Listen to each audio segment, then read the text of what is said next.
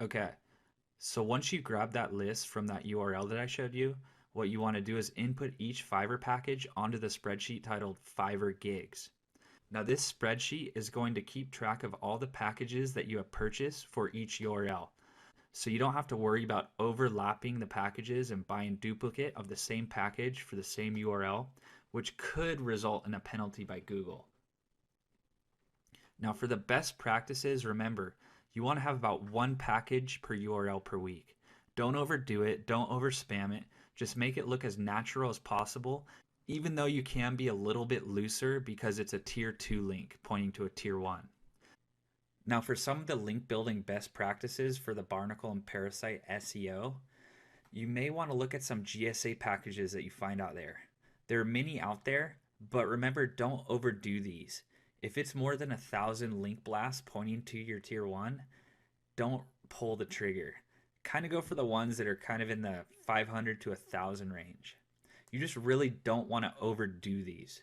So, so my best advice would be around 1,000 links per week to each URL. Don't go crazy. Just keep it normal. Drip feed them if you can, and you'll be fine. And for the PBN links pointing to these tier 1s, you can buy cheap PBNs off of vendors, usually around $2 to $3 per domain. Go check out the website linksmanagement.com, sign up for an account. Go buy about 2 to 3 links per week per each URL, and you should be fine. That's my suggestion. You don't want to use all your PBNs on these tier 1s because that's going to cost a lot of money down the line.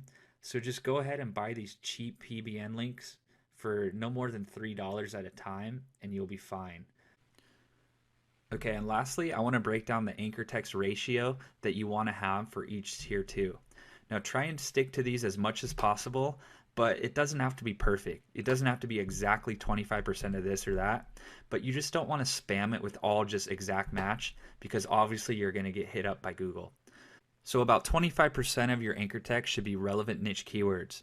I'm talking if you have a plumber, call him something else besides a plumber. A sewer cleaner, a drain cleaner, you get the point. Another 25% should be the exact match keywords. So if you're going after Los Angeles plumber, then just strictly hit it with Los Angeles plumber or go plumber Los Angeles. Another 25% of your keywords should be variations of the main keyword.